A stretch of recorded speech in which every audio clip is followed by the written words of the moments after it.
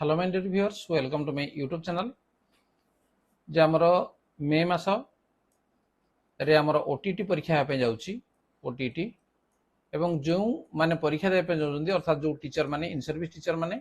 बा जो माने फ्रेश पिला माने जो माने शिक्षक हेबा पई चाहुछन्ती ता पूर्वरु ओटीटी दरकार। तनो ओटीटी 1 एवं 2 तनो ओटीटी 1 एवं 2 पई आज हम आलोचना करिबा चाइल्ड डेवलपमेंट एंड पेडागोजी एवं चाइल्ड डेवलपमेंट एंड पेडागोजी जोडा कि हमर 30 नंबर परीक्षा रे आसीबो एवं 30 टी प्रश्न रहिबो एवं सब प्रश्न गुडको र माने मल्टीपल चॉइस क्वेश्चन सब रहिबो से चारिटी भितरु ठीक उत्तर टी हमें बाछिबा। ताल ठीक अछि, ताल तार पास प्रक्रिया तो निश्चित भाव में जानी जंदी तो आम किसी प्रश्न आलोचना करनेबा एवं ता पूर्वरु जो ओटीटी पई जो वीडियो गुडको मु अपलोड करथली सेटा बहु जनक पई सेटा सफल होइजंती परीक्षा देई एवं जोड़ा कि खुशी कथा। तेणु आपण मैंने बर्तमान क्वेश्चन को देखी नियंतु जेहेतु एई मास रे ही परीक्षा अछि तेणु ता पूर्व निजकु प्रस्तुत कर नियंतु एवं ता पूर्व जदि चैनल को नुआ अछि सब्सक्राइब कर नियंतु एवं ता नोटिफिकेशन बेल को मध्य ऑन कर नियंतु। तल जिबा जे नंबर 1 तेणु आमर चाइल्ड डेवलपमेंट पेडागोजी 30 टी प्रश्न को आम आलोचना करनेबा जोड़ा कि परीक्षा रे हमर के 2026 मे मास रे अर्थात एई मास रे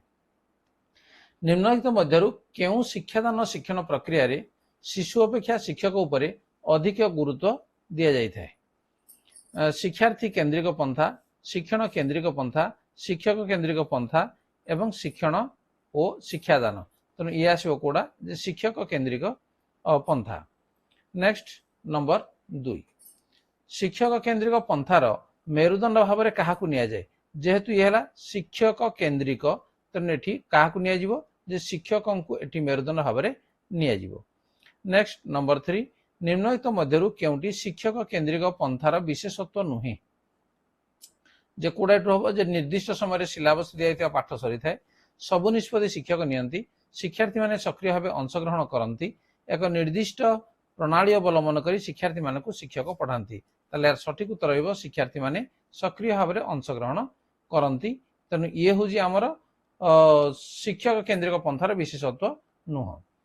नेक्स्ट नंबर 4 निम्नलिखित मध्यरु केउटी शिक्षक केंद्रिक श्रेणी लक्षण अटे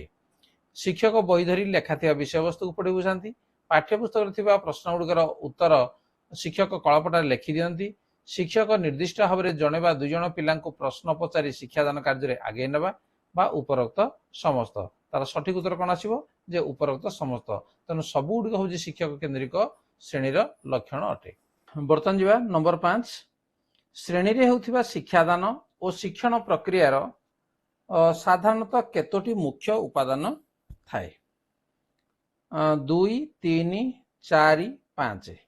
तेणु एठी कौन होउजी ने तीनोटी मुख्य उपादान थाए मन रख जे तीनोटी मुख्य उपादान थाए तेणु बी होउजी हमर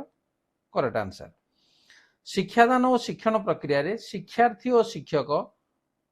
गोटे उपादान थिबा बेले अन्य उपादानटी कोडा सेट रु कहिजी जेला अभिज्ञता अभिभावक अनुभूति एथि मध्यरु कोनोसीटी नुहे आ गुटे होजी अभिज्ञता। ठीक अछि, ता पूर्व क्वेश्चन हमर थिला कोन श्रेणी रे होथिबा शिक्षादान और शिक्षण प्रक्रिया साधारणतः केतोटी मुख्य उपादान 3टी मुख्य उपादान थाए गुटे होजी शिक्षार्थी गुटे शिक्षक एवं आ गुटे होजी अभिज्ञता। नेक्स्ट नंबर 7 शिक्षार्थी केंद्रिक पंथा शिक्षार्थीर केउ शिक्षण कार्यक्रम उपरे आधारित शिक्षार्थी केंद्रिक पंथा शिक्षार्थीर केउ शिक्षण कार्यक्रम उपर आधारित शिक्षार्थीर आवश्यकता शिक्षार्थीर आग्रह शिक्षार्थीर सामर्थ्य उपरोक्त समस्त कौन हम ना सब गुड़िक हम तेणु उपरोक्त समस्त हम सठिक उत्तर। 8 शिक्षार्थी केंद्रिक शिक्षा रे काहा उपर अधिक गुरुत्व दिया जाए तेणु ए रे होची शिक्षादान 2 रे शिक्षण प्रक्रिया 3 हला शिक्षक एवं एथि मध्यरु कोनोसीटी नुहे तेणु ये हम कोडा ना शिक्षण प्रक्रिया ये हम हमर सठिक उत्तर। नेक्स्ट नंबर शिक्षार्थी केंद्रिक शिक्षा रे पिला माने किभଳି तथ्य संग्रह करंती पिला माने किपरि तथ्य संग्रह करंती परोक्ष भाव में शिक्षकंक ठारू पर्यवेक्षण द्वारा उभय क ओ ख अर्थात ए आउ बी ताले कोडा आसीबो जे हमर पर्यवेक्षण द्वारा ये हम हमर सठिक उत्तर।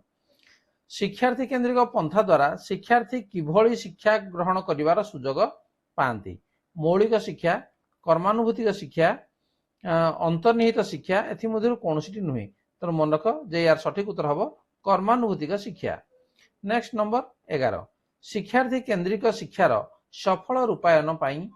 शिक्षक शिक्षार्थी मानकर केउं दिग गुड़िक जानिबा दरकार।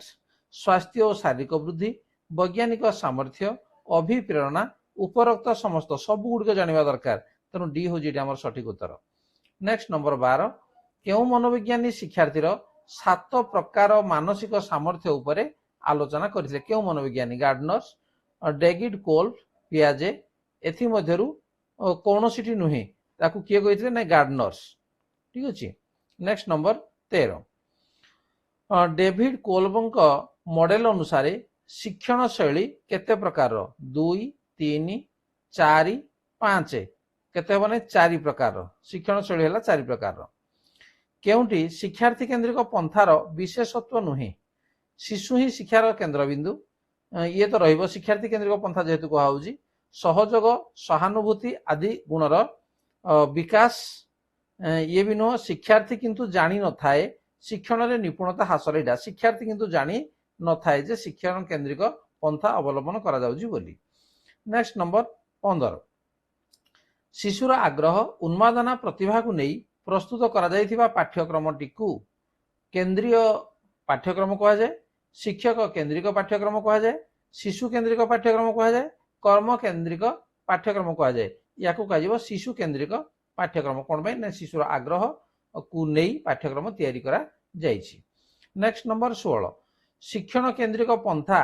कहार गुरुत्व अधिक शिक्षण केन्द्रिक पंथारे से कहूँ कहार गुरुत्व अधिक शिक्षार्थीर शिक्षण को शिक्षकर शिक्षादान को तेणु शिक्षार्थीर शिक्षण ये हूँ अधिक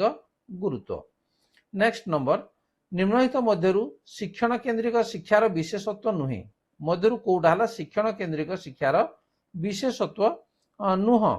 शिक्षार्थी और शिक्षक मिसी विभिन्न तथ्य अनुसंधान करती शिक्षार्थी माने निज अभिज्ञता आधार शिक्षण कार्य करती शिक्षादान उपकरण केवल शिक्षक व्यवहार करी पढ़ाती ये विशेषत्व नुह। नेक्स्ट निम्नलिखित मध्यरु किए शिक्षण केन्द्रिक शिक्षादान निमंते 5टी अभ्यास परिवर्तन पाई मत देइथिले किए देइथिले डेविड कोल्ब वेमर्स गार्डनर एडगार डेल्स तो मन रखा पड़ो ये वेमर्स। वर्तमान केउं प्रकार शिक्षा उपरे अधिक गुरुत्व दिया जाउछि शिशु केन्द्रिक दक्षता भित्तिक शिक्षण केन्द्रिक शिक्षक केन्द्रिक शिशु केन्द्रिक या उपरे अधिक गुरुत्व दिया जाइछि। शिक्षादान को सरस सुंदर फलप्रद करने पाई निम्नलिखित केउंटी एकांत आवश्यक शिक्षादान पद्धति शिक्षण उपकरण शिक्षक पारदर्शिता दल गठन तेणु सब शिक्षण उपकरण द्वारा शिक्षादान कौन हम सरस सुंदर हो पार एवं सेटा मध्य फ्रुटफुल हो पार। नेक्स्ट नंबर 21 निम्नलिखित केउं मनोवैज्ञानिक मतानुसार शिक्षादान शिक्षार्थी मान प्रत्येक अनुभूति सृष्टि ही शिक्षक सर्वप्रथम लक्ष्य और उद्देश्य हेबा उचित तेणु कौ मनोविज्ञानी मत देते जॉन डुई हिल्डा टावा रुचे एडगार डेल तेणु या कही किए ना एडगार डेल या कही एडगार डेल अभिज्ञता शंकुरे सूचित सर्वोच्च स्थान रे कौन अच्छी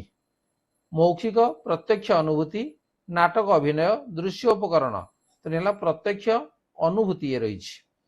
नेक्स्ट जातीय शिक्षा नीति 1986 प्राथमिक शिक्षार गुणात्मक मान वृद्धि निमंते केउं कार्यक्रम ग्रहण करा जाइछि कलापट अभियान सर्वशिक्षा अभियान मध्याह्न भोजन शिक्षा अधिकार ये आसला से कलापटा अभियान। निम्नलिखित मध्यरु केउंटी दृश्य श्रव्य उपकरण उदाहरण देखा जाउथिबा शुणी मध्य आमे Paribas slide show computer radio स्थिर चित्र देख कंप्यूटर आमे देखि पारिबा एवं शुणी मध्य पारिबा। संवाद पर्यवेक्षण पट्टा निम्नलिखित केउं शिक्षादान उपकरण अटे ये क्रियाशील मात्रा सूचक प्रदर्शन चित्रण तार सठिक उत्तर आसिबो प्रदर्शन। नेक्स्ट निम्नलिखित मध्यरु केउंटी गणमाध्यम शिक्षण सामग्री अंतर्भुक्त video tape radio audio tape planet बोल तेणु आसो कौटा ना रेडियो। पाठ्यक्रम शब्दटीर पाठ्य शब्दर अर्थ है पाठ्य शब्दर अर्थ पठनीय पठन उपयोगी पाठ्यक्रम धारावाहिकता उभय क ख अर्थात ए ओ बी तो ये आसो जो पठनीय एवं पठन उपयोगी दुईटाक आसो। नेक्स्ट नंबर 28 पाठ्यक्रम शब्दटी मूल केउ शब्दरू आसी लाटिन ग्रीक जापानी फ्रांस तो ये लाटिन शब्दरू आसी। नेक्स्ट नंबर 29 पाठ्यक्रम शब्दटी मूल लाटिन शब्द कौन कुरेने रु आसी ना करिकुलम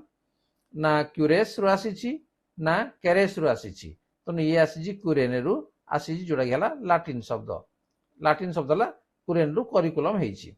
नेक्स्ट कुरेन रो अर्थ शैक्षिक पथ शैक्षिक विषय वस्तु शैक्षिक लक्ष्य शैक्षिक विषय वस्तु शैक्षिक पथ शैक्षिक उद्देश्य तो ये आसो कौन शैक्षिक पथ यार अर्थ हो तेणु ये आम जे 30 प्रश्न को आलोचना कले कोर्टर जे चाइल्ड डेवलपमेंट एंड पेडागोजी तेणु यही भाव में प्रश्न जदि आम पूर्व अभ्यास करें जिते आम एग्जाम देवा ओटीटी सहज आम क्लीयर कर ठीक अच्छे परवर्ती पुणी मु वीडियो नहीं आसबि तेणु चैनल को सब्सक्राइब कर नोटिफिकेशन बेल को ऑन कर प्रत्येक वीडियो को गोटे पर गोटे देख एवं ता पूर्वर अनेक ओटीटी संबंधी वीडियो चैनल अपलोड कर देखनी जहाद्वारा परीक्षा सहज हो ठीक अच्छे वीडियो को आज रखा धन्यवाद बाय बाय।